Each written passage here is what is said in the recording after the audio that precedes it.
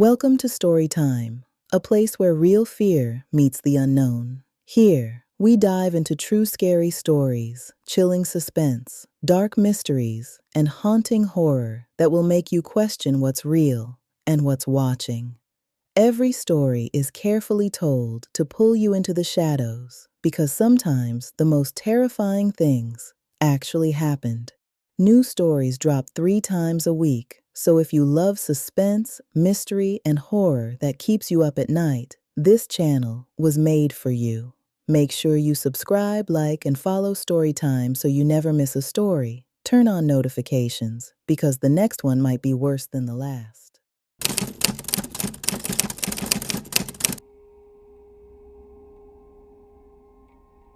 The motel room smelled like bleach and stale air freshener.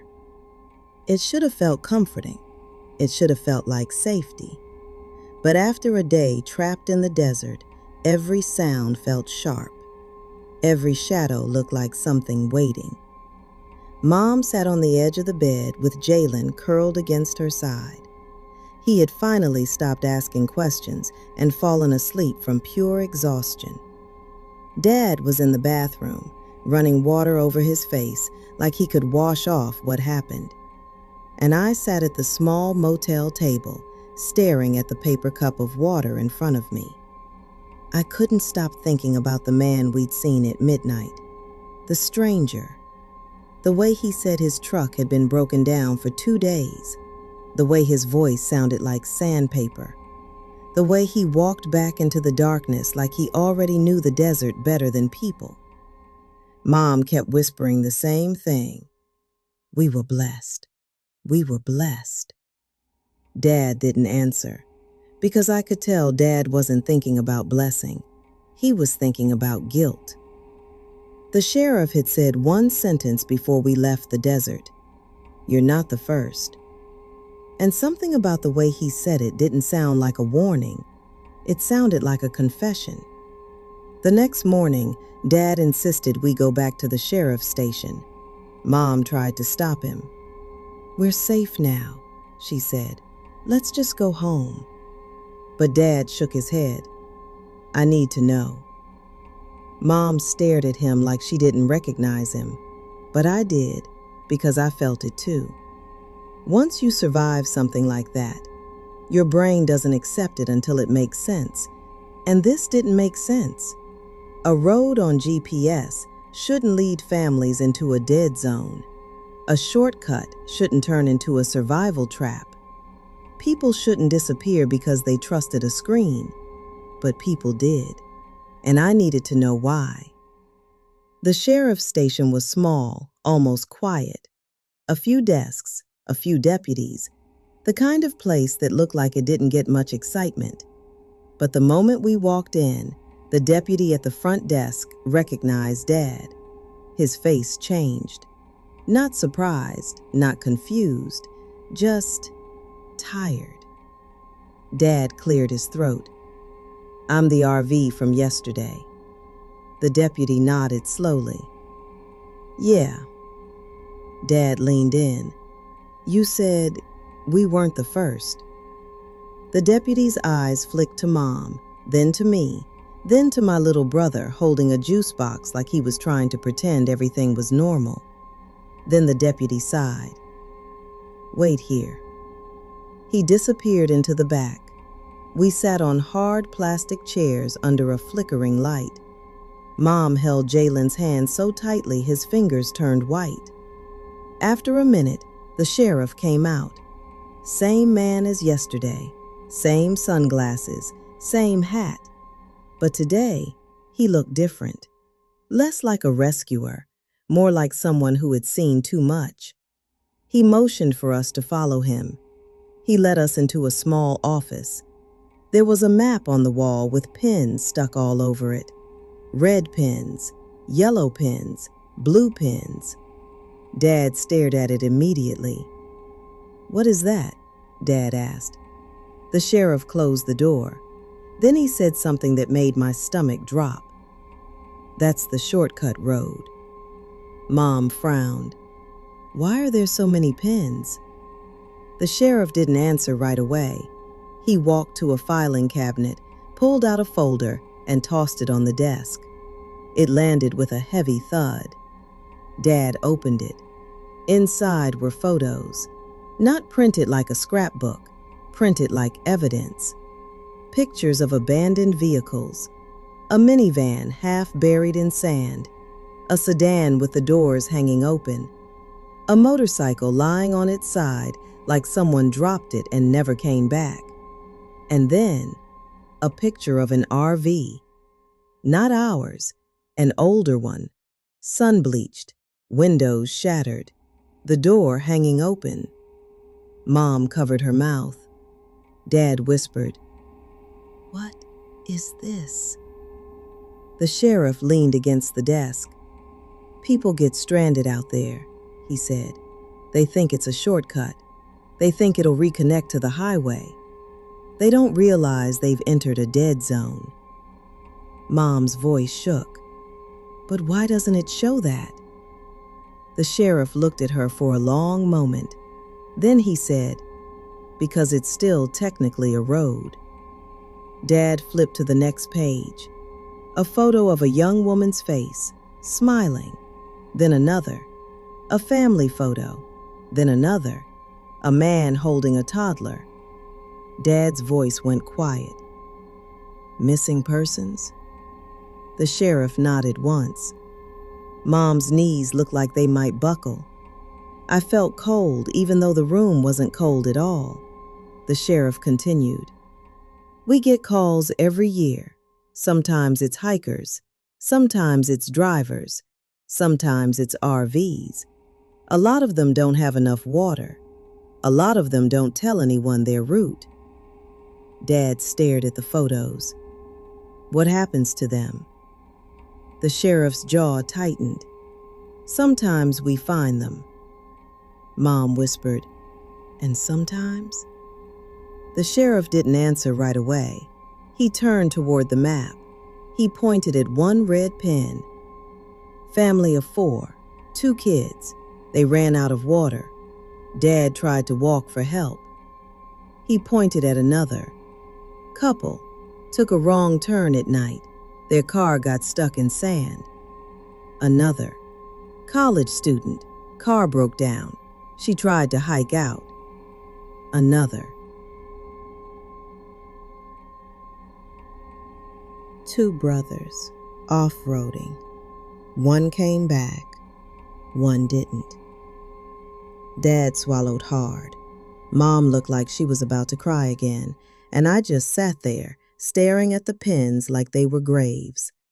Dad asked the question I didn't want answered. "Why do you call it the trap?" The sheriff's eyes flicked toward the door like he was checking if anyone could hear. Then he said, "Because once you're out there, the desert doesn't let you leave easily." Dad's hands were shaking. Mom's voice was barely audible. "But why are there abandoned vehicles?" The sheriff pulled another folder. This one was thicker. He opened it and slid out more photos.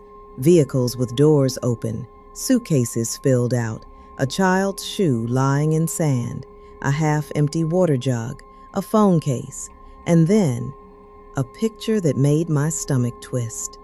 A faded road sign, bent and rusted, barely readable. It wasn't a real warning sign. It looked homemade, like someone had put it there without permission. It read, "No service, no water, turn back." Dad stared at it.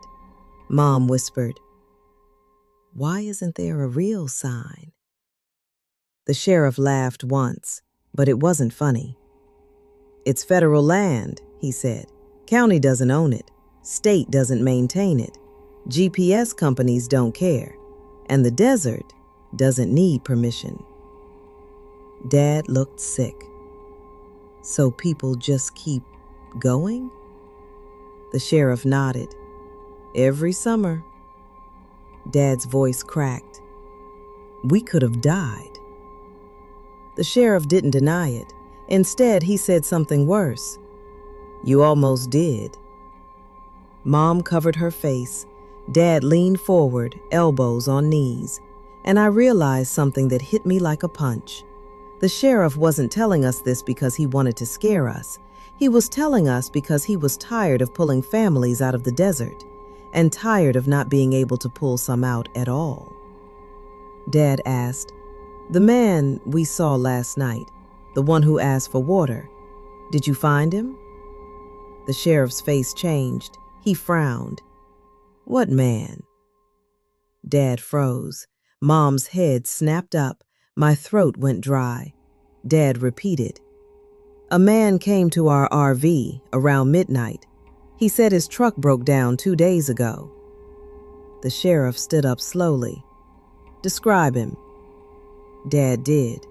Thin, dusty, hoarse voice, sunken eyes, cracked lips. The sheriff didn't sit back down. He walked out of the office. We heard him speaking quickly to someone in the hallway. Then the sheriff came back in with another deputy. The deputy carried a laptop. The sheriff said, "Show them." The deputy opened a file. A photo appeared on the screen. A man, thin, dusty, sunken eyes, and my blood turned to ice. It was him. Dad whispered, "That's him." Mom's hands flew to her mouth. The sheriff's voice was flat. "That man has been reported missing for 6 months." The room went silent. I swear I couldn't breathe. Dad's face drained of color. Mom whispered, "That's not possible." The sheriff didn't blink. "We found his truck abandoned out there, keys still in the ignition, water bottles empty, no sign of him." Dad's voice shook. "But he was alive." The sheriff stared at us. Then he said quietly, "Or you saw someone pretending." Mom's eyes filled with tears. Dad looked like he was going to throw up. The sheriff turned to the deputy. "Send units out there." The deputy nodded and left. Dad stood up fast. "We need to go." Mom grabbed his arm. "No, we are not going back." Dad's voice rose. "We saw him, Melissa. We saw him." Mom snapped. "We survived. That's enough." Dad looked at me, and I saw the conflict inside him, the need to be a hero, the need to fix it, the need to undo what couldn't be undone. But the sheriff's voice cut through it. "You can't go back." Dad turned. The sheriff said, "If you go back out there, you'll be another pin on my map." Dad sat down again, hard. Mom started shaking. And I realized we weren't just survivors, we were witnesses. The sheriff offered to drive us to the edge of the county line so we could see where the shortcut road started. Dad said yes. Mom didn't want to, but she came anyway. I think she needed to see it too. We drove in the sheriff's SUV, not our RV. The RV was still being repaired. The sheriff took us down a paved road for about 20 minutes. Then he slowed and pointed. A dirt road split off to the side. It looked harmless. It looked like any other back road. There was no gate, no barricade, no official warning sign, just a worn path leading into emptiness. The sheriff said, "That's it." Dad stared. Mom whispered, "That's all?" The sheriff nodded. "That's all." And then he said something that chilled me more than anything else. "Sometimes we find fresh tire tracks. Sometimes we find footprints. Sometimes we find both." Dad asked, "And the abandoned vehicles?" The sheriff's jaw tightened. "People leave them when they think walking is safer." Mom whispered, "Is it?" The sheriff didn't answer right away. Then he said, "If you don't know where you're going, the desert turns 10 miles into 50. Dad stared at the dirt road like it was alive, like it was waiting. The sheriff turned the SUV around. On the way back, Dad asked quietly, "Why don't you block it off?" The sheriff's hands tightened on the wheel. "You ever try to block off the desert?" he said. Then he added, "Even if we did, someone would move it. People think rules don't apply to them. They think they are smarter than the warning." Mom stared out the window. I stared too. And that's when I noticed something. A shape in the distance, off the side of the dirt road, half hidden behind a ridge. I squinted. It looked like a vehicle. The sheriff noticed my expression. He followed my gaze. His face hardened. He pulled over. Mom grabbed my arm. "No." But the sheriff stepped out anyway. Dad followed him, and I did too, even though my legs felt weak.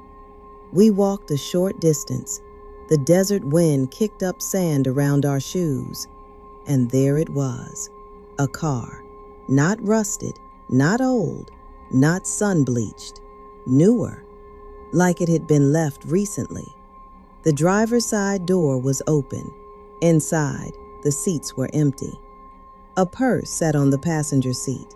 A phone charger cord dangled from the dashboard, and in the cup holder, a half-full water bottle. Mom whispered, "Oh my God." The sheriff's voice went tight. "This is fresh." Dad looked at the sheriff. "Does that mean?" The sheriff didn't finish the sentence. He reached for his radio. "Dispatch, I need a unit at my location. Possible abandoned vehicle. Fresh." Mom backed away, shaking. Dad stood frozen, and I stared at the open car door because it looked like someone had stepped out and never stepped back in. The sheriff turned to us. "You need to go," he said. Dad didn't move. The sheriff repeated, sharper, "Now." Dad finally grabbed Mom's hand. We walked back to the SUV, and as we drove away, I looked back through the rear window. The open door of the abandoned car stayed visible for a long time, like a mouth, like a warning, like proof that the trap road wasn't a story, it was still happening. That night, back at the motel, Dad couldn't sleep. Neither could I. Mom sat with her Bible open, whispering prayers. Jalen slept, unaware, and I lay in bed thinking about that missing man, the one we gave water to, the one the sheriff said had been missing for 6 months. I kept replaying his face, his voice, the way he walked away. And then I realized something that made my skin crawl. He never asked where we were going. He never asked our names. He never asked to come inside. He only asked for water, like he didn't care about anything else, like he wasn't a normal person anymore, like the desert had already taken him and only left behind something that still moved. The next morning, Dad got a call from the sheriff. Dad put it on speaker. The sheriff's voice sounded grim. "We found the man you described." Mom inhaled sharply. Dad whispered, "Alive?" The sheriff paused, then said, "We found his body." Mom started crying immediately. Dad's face twisted with pain. The sheriff continued, "He was less than 2 miles from where you were stranded." Dad's voice broke. "He came to us." The sheriff's voice was quiet. "That's what doesn't make sense." Dad whispered, "What do you mean?" The sheriff said, "He died months ago." Silence. Mom's sobbing filled the room. Dad stared at the wall like he couldn't process it. The sheriff added one final detail. "We checked the footprints around your RV." Dad swallowed. "And?" The sheriff said, "There were none." The call ended, and the motel room felt colder than the desert ever did. Dad sat down slowly. Mom whispered, "We saw him." Dad didn't answer. He just stared at his hands. Because there are some things you can't explain, some things you can't file away, some things that don't belong to logic. All I knew was this: we survived the trap road, but the trap road didn't feel finished with us. And when we finally drove away from Arizona, I watched the desert disappear behind us. And I promised myself one thing: I would never take a shortcut again. Because some roads don't just lead you somewhere. Some roads are where people vanish.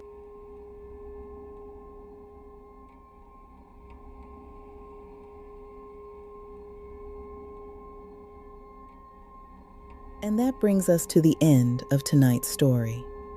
If this story stayed with you, if it made you pause, think, or sent a chill down your spine, then Story Time did exactly what it was meant to do. Here on Story Time, we uncover real stories, unexplained moments, and true events that remind us. Some things are far stranger than fiction. If you enjoy suspense, mystery, and stories that linger long after the screen goes dark, make sure you like, subscribe, and turn on notifications so you never miss a new upload. I release new stories 3 times a week, and I'd love to have you back for the next one. Until then, stay safe, stay curious, and remember, every story has a shadow. Good night, and I'll see you next time on Story Time.